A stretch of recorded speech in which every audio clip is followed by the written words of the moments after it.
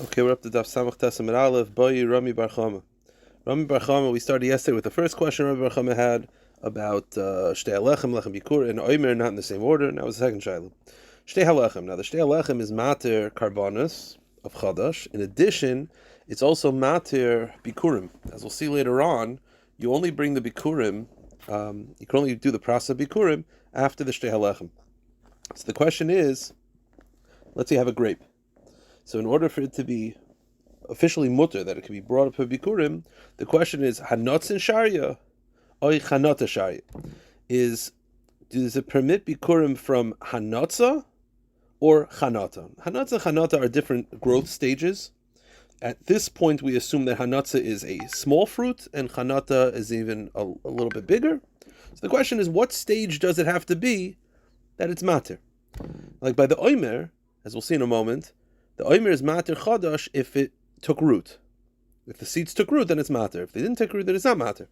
So the question is, by the Shtei HaLechem, is it that the fruit is hanotza or chanota? So the Gemara says, I don't understand. If taking root is mater, if the omer is mater just taking root, you're talking about it's already a fruit. So the question is, how big is the fruit? Avad it's mutter. Says the Gemara, my hanota, my chanota. Ile ma hanotza de peri, v'chanota de peri. Hashta hashrasha sharia hanatza chanata biboy. If merely the grain, the Shtei HaLechem is mater, the omer is mater for the Eretz Yisrael, and the Shtei HaLechem is mater for the Beis Hamikdash. What is it mater? Grain that took root. So you're telling me taking root, it's mater. And I have a shaila about the size of the fruit. Oh, it's poshut. If taking root is mater, kavachomer. So it says the Gemara, hanatza dala v'chanata dala. No, we're not talking about the fruit. We're talking about the leaves. The fruit actually hasn't even begun to develop yet. The leaf is there, and that itself is matter. That once the leaf is already grown by the Shtei HaLechem, then you can already bring the bikurim when the fruit grows. The question is, how developed does the leaf have to be? Is hanotza a smaller leaf or chanota a bigger development than the leaf? It's hard to know exactly the development process. Mihavik hashrasha, is the hanotza of the leaf like hashrasha and its mutter, or you need chanota?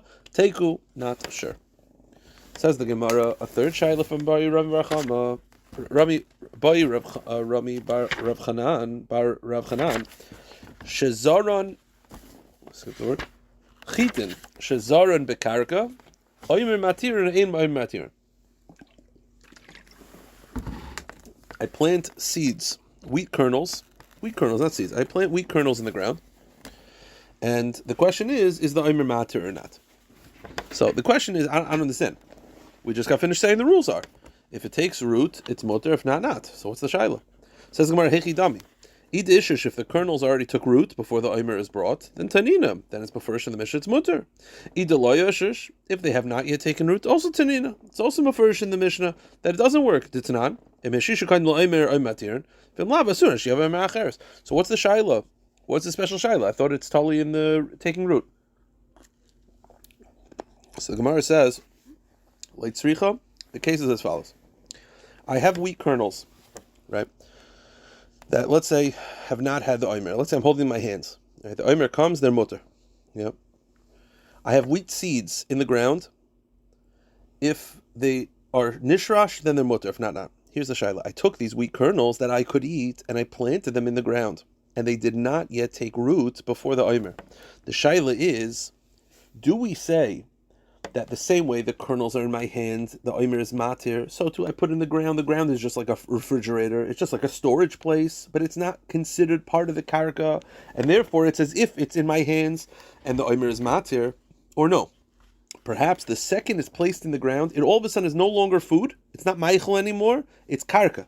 And once it's karka, then it has to be that it took root for it to be mutter. And if not, you need the next omer. That's the shaila. Do we look at the seeds that are, the kernels that are placed in the ground, do we look at it as food that's, like in a refrigerator of the ground, but it's like in a storage unit, but it's ki'ilu, it's separated from the ground? Or no, the second it's placed in the ground, it becomes like the karka,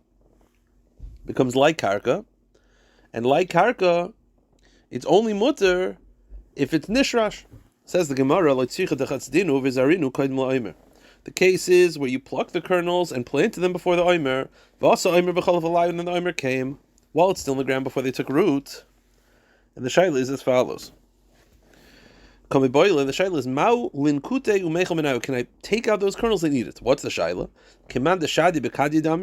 Are the planted kernels viewed as if they're in like a container? In the ground, it's not considered part of the karka. because it's not like a seed. It's a full kernel. So it's considered like it's in my hand, but it happens to be under the ground. Aidilma batul l'gabi ara. Or perhaps no, it becomes part of the karka. And it's negeya for the oimer matter. So the Gemara explains, it's actually negeya two other shilas, of whether it's considered part of the karka, or it's considered like in a storage unit underground. What are the two other shilas? Number two, oimer matter is one. Number two is there oinah. Oinah means that if I charge you for an item and I fraud, there's a case of fraud, so I overcharge. So if it's less than a sixth, the mekach is kaim. More than a sixth, the mekach is batal. There's certain halachas. The halacha is that oinah only applies to metaltal and not to karka.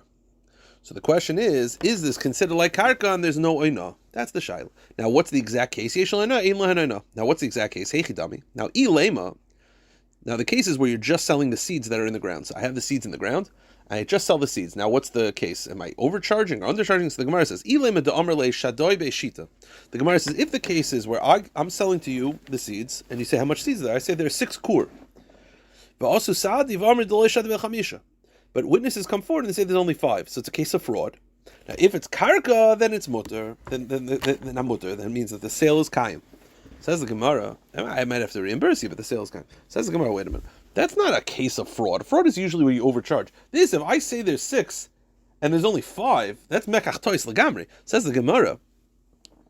Ha'omar Rava, didn't Rava say kol davar shemidav shemishkal sheminin? If I specify the amount and the amount is wrong, then the sale is null and void.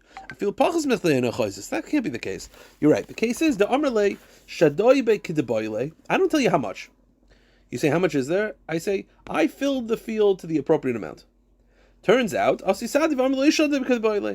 witnesses come forward and say, actually, he was a little stingy. It wasn't as much. So, it's a case of fraud. But, so the shaila is, yesh l'hanayna, is it considered as if it's, because it didn't take root yet, is it considered like sitting in the ground, but it's like in a container, but it's metaltal and it has oinah? The command shadi b'kadi dami, oidilma batal l'gabi ara. And therefore, fraud does not nullify the sale. That's the second shaila. And the third shaila, where it's negay, whether it's considered mechaber l'karka or not, is nishbon alen. Is there a chiv shvu deraisa on moedim b'mixes? Moedim b'mixes hatayna is a chiv shvu only on metaltal and not on karka. It's based on psukim. So, kedeshad the mekadi dami metaltal dami. Do we say that it's considered metaltal and nishbon alen, and there will be a case of oath in case whatever you say I owe you 10, and I say I owe you 5, whatever the case is. Or perhaps no, it's part of the karka, and there is no shvua. Teku, we are not sure. Boy, Rami Bar Chama. Another shayla. Chitin shebegale bakar shebegale behema, v'sayin shebegale behema mau. What if you take wheat kernels that are found in the droppings of animals, or barley kernels that are found in the droppings of animals? Mai, what's the halach? What is the status of these kernels? Someone wants to know, well, what's the shayla? Lamai, if it's considered food, meaning when it's eaten by the animal, at some point it's dung, it's not food. It comes out though, but it's now edible because it's a full kernel. The question is it now food? So the Gemara says, well, so the question is like this regarding which shayla. If it's that, is it considered food regarding tumah, right? Food is able to contaminate. Tumah seichel is able to kabel tumah. Well, I already know that. Tanina, it's Mefursha Brisa. The Brisa says, Chitin shebegali bakar v'sayin shebegali behema. If you see wheat kernels in the dung of an animal, so right now it's not food, but here's how you make it food. If you're chishav and lechila, if you just decide mentally you're going to eat it, ematam tumah seichel, that's not enough to make it food. But looked on, if you actually pick him out of the dung, then it's metam tumah seichel, and it's considered food. So regarding tumah, it's food. There's no shaila. If you pick it up, it's food. So what's the shaila? Gemara says menachos. Question is, can you use it for a carbon? So the Gemara says that's not a shaila either. Pshitole hakrivenu lefechasecha hirtzacha yisipanecha. The pasuk hakrivenu lefechasecha means it's basically the euphemism. The pasuk is the source that you can't bring a carbon to something you wouldn't serve to a guest. You wouldn't serve to someone chashiv. Avada, you can't use it if it came from an animal's waste. There's no pasha, no shaila. So what's the shaila? The case is I took it out of the dung, I planted it, and from that kernel things grew, and now a new plant grew, and the shaila is, can I use the new plant for the carbon mincha? What's the shaila? Is it mishum de isusuhu? Do we say that what makes it ineligible when it came from the dung is because it's repulsive, but this growth wasn't in the animal, so it's not repulsive. And once you plant it and something grows from it, the growth is not repulsive, and therefore it's no problem. Or perhaps no, mishum kichishusahu. Perhaps when it goes through an animal, the kernel becomes weakened, and therefore, even if you were to plant it, whatever grows is considered like shvach. It's not considered like a strong, healthy plant, and therefore it's not eligible. Even the outgrowth is not eligible. Teku. Boy, Ramacham, another shaila. Pil shebalak kfifa mitzris. If an elephant swallowed an entire basket, ve'kiya derech behesaria, and it pooped it out an entire basket. Mahu, what's the halach of the baskets? The Gemara wants to know, what's the shaila? What's the shaila lamai? Ilaim lemevatel tumas. Let's say the case is the basket is tameh. Now, in order to remove the tumah, it has to be broken down to the point where it's not usable anymore. So maybe by merely going through the animal digestive tract, it's considered mevatel the kli. But that's not true. Tanina, the Mishnah says mefarish and kalim, kol kalim yard to masa machshava in elim to masa mashina ma'isi. You need to do an action to it. It has to change physically. Like you have to break it, you have to melt down the metal. Something merely going through an animal, it's disgusting, but it's not going to remove the tumah. So the Gemara says leitzicha debalo hutzin v'avdinu b'kfifa mitzvos. The case is as follows: it swallowed the palm stalks. Yeah. It went to the bathroom, the stalks were intact, and then you use those stalks to make it into a kli. So what's the shaila? The shaila is like this. The Mishnah says that if you have a kli that's made of excrement, now the classic case is you take the poop and you make it into a kli, it's not makabel to it, it's not a kli. So the shaila is, this is a kli that's technically, it was excrement at some points. The question is, by the palm fronds going through the animal, did they become digested ad kedei kach that they had the status of excrement?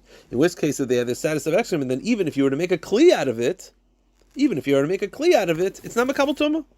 Mi have it ikul? Is it considered digested?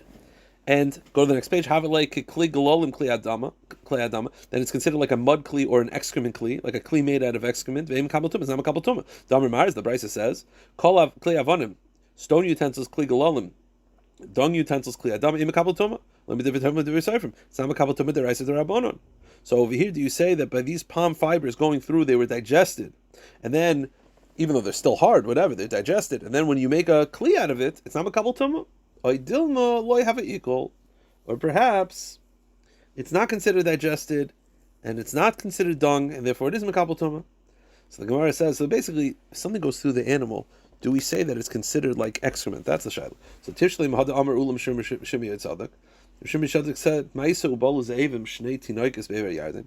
The case was that wolves, Nebuch, ate two little babies, and the animal, and came out of the animal were pieces of the child.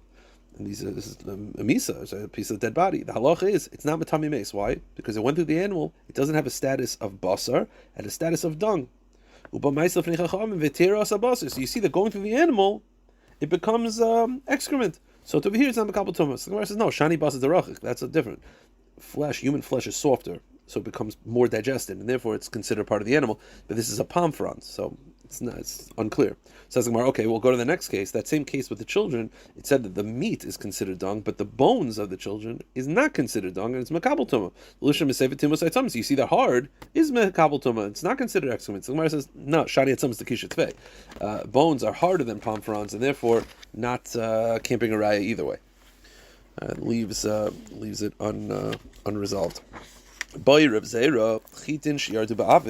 If wheat rains down from heaven. So how could that be that wheat rains down from heaven? So Rashi basically says we're talking about a tornado.